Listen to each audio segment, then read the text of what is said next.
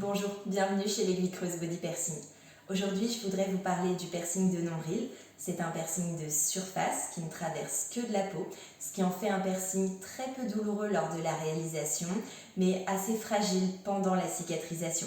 Je vous propose aujourd'hui de vous donner quelques cartes pour avoir une cicatrisation optimale. D'abord, il faut comprendre que votre corps va mettre environ 1 an, voire même 2 ans pour avoir une cicatrisation qui est complète. C'est pourquoi il est très important de mettre entre parenthèses tout ce qui est sport de combat, abdos, tout ce qui risquerait de lui donner des accrochages pendant la première phase de cicatrisation.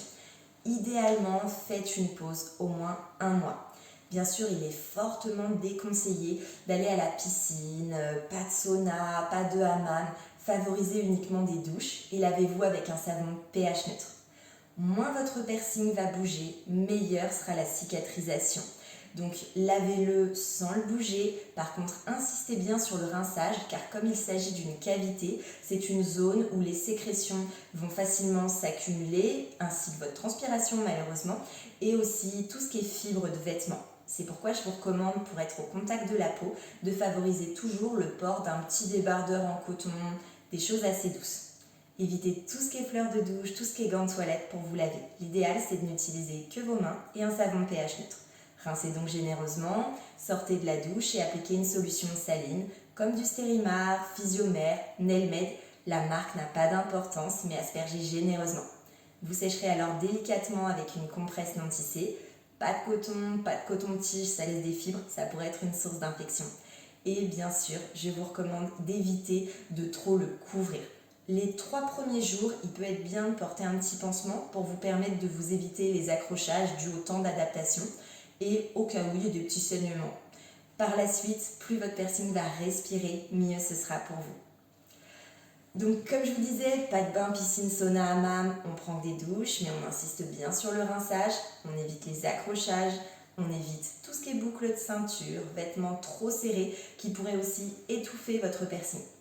Je vous invite également à faire attention à vos choix de bijoux.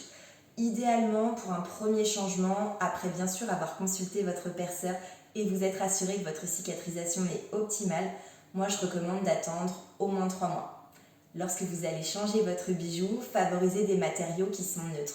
De l'or, du titane, des bijoux plutôt légers et bien conçus pour être portés au quotidien.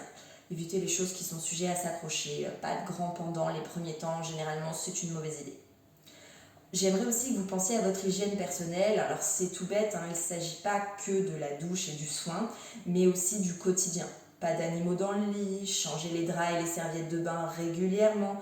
Idéalement, ne séchez jamais votre piercing avec la serviette, c'est pas super. Mais lorsque vous séchez, potentiellement ça peut toucher, donc il serait préférable que ça soit changé régulièrement.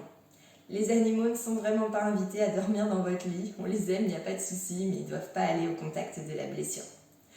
J'espère vraiment que ce piercing pour vous va bien se passer, il n'y a pas de raison et surtout soyez rigoureux. Bonne journée.